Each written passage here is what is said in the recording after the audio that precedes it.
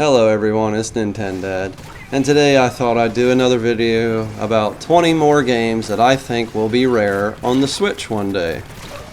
There's so many, I could probably do this series for almost indefinitely, but alas, we're going to do episode 2 on this, or part 2 I guess, of 20 more games that I think will be rare on the Switch. Let me know what kind of games you think might be rare that might not be in my list here, and maybe it's a game I've never heard of and it'll be something I'll add to my collection. Without further ado, let's get started. First up on the list, Disco Elysium. Now I don't know if this is the best way to play this game, I doubt that it is, but this game looks interesting and I don't know how much of a print run this got on the Switch, again because it's probably not the best way to play this. Most people are probably going to play it on the PC. And I did own this game at one point, but it was one of those things that I think I had too much to play and I just didn't give it the time that it deserves. But I definitely want to get back to this sometime. I definitely want to get this game again before the price just shoots up. And maybe I'm wrong about this one, but regardless, I think personally that this could possibly be a game that will be rare one day. Okay, next on the list, another one that I'm not quite sure if it'll be rare, but could possibly be, and that is Diablo 3, the Reaper of Souls edition. Yeah, I just recently got this on the Switch and actually bought a copy for my daughter so we could kind of play together, and I think I created a monster with it because she really enjoyed it. But yeah, I don't really know why I feel like this will be rare, but I just feel like it could be, and with having all the DLC added on to the cart and everything, I just think it's very possible that this could be rare one day, or somewhat of a limited copy. Again, I don't know how many copies of this actually got printed. I think it probably sold pretty decently, but nevertheless, I don't think it got millions and millions of copies, so only time will tell. Okay, next game on the list, Death's Gambit Afterlife. This is another one that I know this didn't have the greatest of releases, and then it since has been, revamped by the developers, and they really went back and added new things and cleaned things up and really made it a game worth playing. And again, with this having the complete version on the disc with so much extra, or the cart rather, with so much extra stuff on it. Again, I don't know how big of a print run this probably got, but this game I think will be rare one day. This is another one I had in my collection at one point, but again, I had too many games to play. I overloaded myself, and I think I just didn't give it the attention that it deserved. But nevertheless, this is an awesome Souls-like, Metroidvania-like action-adventure platformer game. And yeah, I just think one day this could possibly be rare, and this is one that I definitely got to get back into my collection. Next game on the list, Deadly Premonition 2. I love the cover for this game. I think it looks so cool, but this game to me just does not interest me. I don't see the allure with it. That's not knocking anybody that likes it, or the game itself, but nevertheless, again, this is another one that who knows how big of a print run this got, and I just feel like this could possibly be rare one day. I know this has a cult following, and for that reason alone, and the probably smaller print run, I just think that this one has a high probability of being rare one day, for sure. Next game on the list, this is somewhat of a kiddie game, and it's really just the nostalgia for this being my daughter's first game ever that she ever played, and that is The Blob 2. Again, I don't know how much of a print run this really got. I don't even know if this got an American release or an ESRB release, or if it's just kind of a European type PEGI release rather. Nevertheless, again, this is just one that I doubt that they printed that many copies of this in anticipation for not selling an insane amount of them. So if you find it, you might want to scoop it up. Okay, next one on the list. This is a Switch exclusive, and that is Daemon X Machina.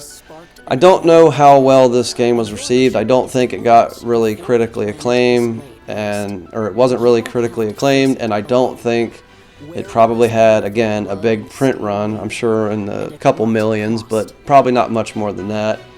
I think this is an underrated game. Now, is it on the level of an Armored Core or something like that? No, but for the Switch, it's pretty impressive, and I enjoyed it when I played it. Again, this is one I had at one point earlier in my Switch collection, and I just got rid of it as one I wasn't playing a whole lot. but one that I definitely feel like I should get back into my collection. And apparently the sequel's coming out soon, so who knows, maybe this one will be obsolete in that aspect, and it'll just, might as well get the other one. Who knows, only time will tell. But I think this game deserves more praise than it actually got. Again, is it a 10 out of 10 game? Heck no. Is it probably a 7 or 8 out of 10? Yeah, I would say that for sure. Next game on the list, Cruise and Blast. I was so happy when I saw this released, and it just wasn't, I don't know if it's just not the same time period, back on the N64 when Cruis'n USA came out, and how much love I had for that, and being younger, obviously, and this was just kind of a nostalgia buy, and one of those things that I just love this series so much. I just really wanted to support it. I love that this is still a Switch exclusive. Again, I don't know how well this game actually did. I don't know how many copies they actually put out there, but nevertheless, I think it'll be rare one day. Okay, next game on the list, Chris Tales. Now, I have this digitally, and even physically, this game is like $20. Whether you get it on the Switch or the PS4 or whatever. So I definitely would suggest picking this up. This art style reminds me of the My Little Ponies show that my daughter used to watch when she was little. I swear it just reminds me so much of that. But I love this art style. I think it's very unique and cool. I haven't given this game much time, but I definitely want to get to this one of these days when I don't know, when I can ever get around to it or feel like getting around to it. But it's like a grid-based, turn-based combat type, the combat's like that, but then it has the past, present, and future as far as like the timelines and everything. Just a really interesting concept, and again, this is an indie game that I don't know how many copies were made. I can't imagine too many, and this thing might not be $20 or less for very long, or one day, it could be way higher than that. I think it's safe to say you could probably get on something like this for sure. Next game on this list, Crash Bandicoot Insane Trilogy. With this having 3 games on the cart and everything, I think it's safe to say that this probably will be sought after later on down the line. It might be years and years down the line, but the fact that you've got the 3 games on here, yeah, I think that just really kind of ensures that it'll probably be rare one day, or at least sought after. I know there's a certain copy, I don't know, I think it was bundled with the Crash Racing game. That one itself might be even more rare. That might be one to look out for. But nevertheless, this version here with just the trilogy of Crash Bandicoot games, I think will still be somewhat sought after later on down the road. I'm sure they made a decent amount of copies, but how many? Who knows. Next game on this list, and I wouldn't even call it a game, it's more like an app, and that is Colors Live. Now, just the simple fact that this physical has a pen that you actually have to play this game, I think for that simple fact, and just the fact that, it's of course not on the level of what a great program would be, a great art program on any kind of PC would be nowadays, but it is still interesting to see what people can do with such limited stuff, I just like the idea of this. This is one that I think, just as far as like just interesting, what's the word I'm looking for? Just like interesting, different type of game that, and like I said, not even necessarily a game, but an app necessarily. I just think it's cool what you can do with it. I'm not crazy about the way the pen looks, but nevertheless, I think this might be rare. Next game on this list, Valiant Hearts, and this is a double pack with Child of Light that I actually got years ago, and I have never been able to find this ever again in this double pack, especially the ESRB rated one. I don't know how many of these copies they put out, but Valiant Hearts here is a great game. What I have played of it, I played about half of it. I love, this division of Ubisoft. Their artwork is just absolutely fantastic. The Ubi art, or whatever you want to call it. I love it, and this is a really deep and tackling some deep themes of war and people's struggles and everything. And I just thought it was a neat concept, and you can't go wrong with me when you got some great artwork and some deep storytelling going on, and even true stories rather. I just thought it was a really cool thing they did, and like I said, I've never been able to find this double pack ever again. I found it years ago. It's been in my Switch collection for years, and just the simple fact that I love Child of Light so much is why I will never get rid of this game. And yeah, this is one I definitely need to get back to, because it was a fun little puzzle platformer type game, and again, the artwork and just the themes behind it are just so great. You can't hate on it. And now we move on to Child of Light, probably one of my most surprising top 10 games of all time. I absolutely love this game. It literally ripped my heart out by the end of it. I love the art style. I love the exploration. I love the combat. Apparently it has like a Grandia type combat system where you can interrupt, enemies and stuff. As you can see there on the action bar there, if you cast at the right time, you can kind of interrupt your opponents, and as well they can interrupt you. But just what a wonderful little, I wouldn't call it an indie game, but it almost seems more like a smaller indie type game. But what a fantastic game. I mean, I just can't say enough good stuff about this. If you have never played this game, please give it a chance. The story is told all in rhyme. It has a very storybook, whimsical feel to it, but man, I love this game. I mean, I literally cannot say enough great stuff about this game. I don't even know why. I just love this game, and I think it deserves so much more love than it ever got. And who knows if we'll ever get a sequel. I don't even know if it's feasible to really make a sequel, without giving anything away, but I can't say enough good stuff about this game. Just beautiful music, beautiful artwork, the combat's great, exploration's great. It's just firing on all cylinders, in my opinion. Just fantastic game. Next on this list, Chicken Police, Paint It Red. Now, with this being a GameStop exclusive, I don't know how many, they kind of put out there into the ether.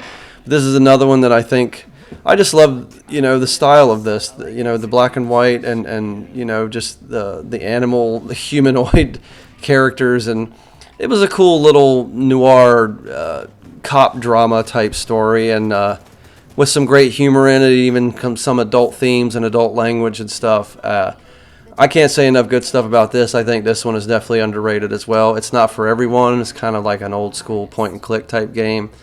But yeah, and apparently now it has color, so I don't know if that's a good thing or a bad thing. I kind of enjoyed the black and white, but hey, you decide. But nevertheless, I think this will be rare for sure.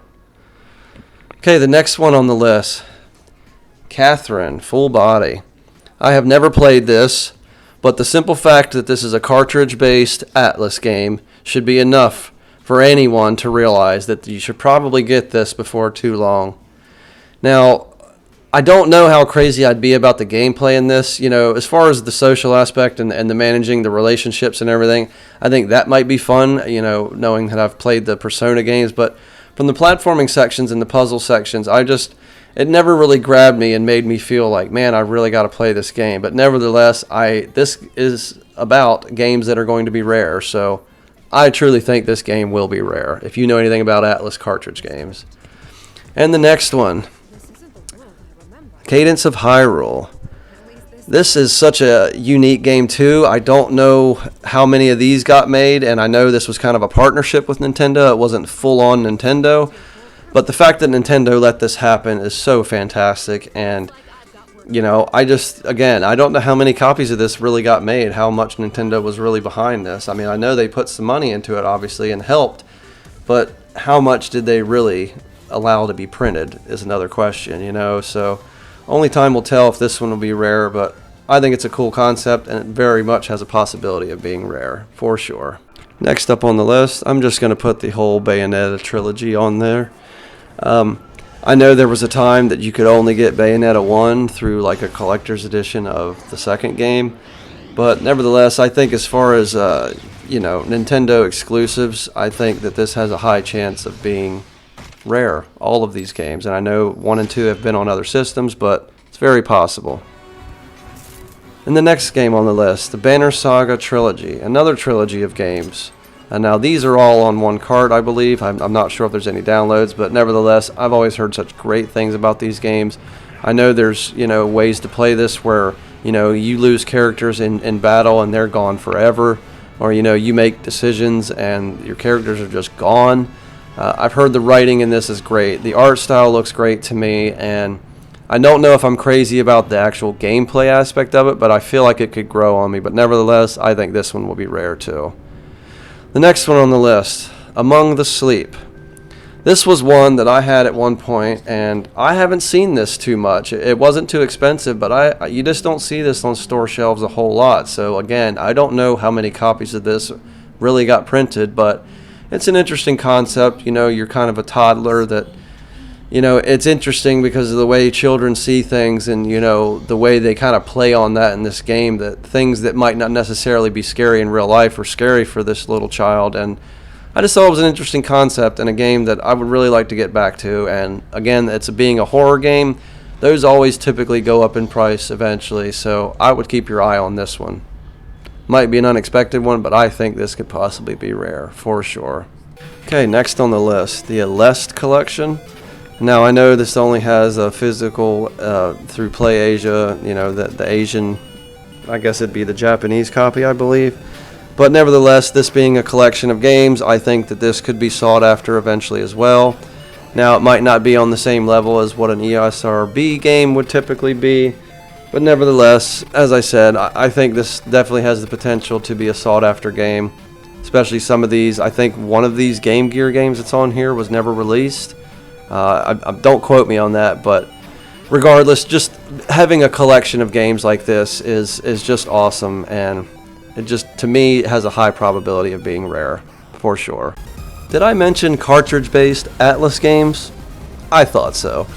Once again, we have Aegis Rim, 13 Sentinels, or 13 Sentinels Aegis Rim, however you want to say it. I've heard a lot of great things about this game. I love the art style. It's got that Vanillaware type art style, and again, I've just heard such great things about this game. I've never played not a second of it, but being an Atlas cartridge-based game, I think it's safe to say that this game will be sought after one day. And from what I've seen, the price has not come down significantly since its release. That's a pretty good indicator. There's probably not many copies out there in the world. And yeah, I mean, Atlas games are known to go up in price. You just look at any Atlas game over the years, and you tell me. Alright, that's going to do it for me. Sorry it's taken me so long to make another video. I really wanted to get one up this past weekend, but I've had some health problems, unfortunately, and I've been in and out of the doctor and not been able to really do what I wanted to do. So things are seeming to be better now, so yeah, here's hoping. Thank you all, as always, for your support, your kind words, and just your likes and shares and subscriptions. I really appreciate it, and more than you guys know. I really do. This is a small channel, and it's just something that I love to do in my spare time, and it really bothered me to be away for a long time, and I'm happy to be back, and I really want to be consistent with this and really keep going. And I just really think the little bit of viewers that I do have, I just really thank you all for your continued support. I really do. It's really appreciated, and my cat thanks you too. Yeah, tell him, sweetie. Alright, everyone. Till next time.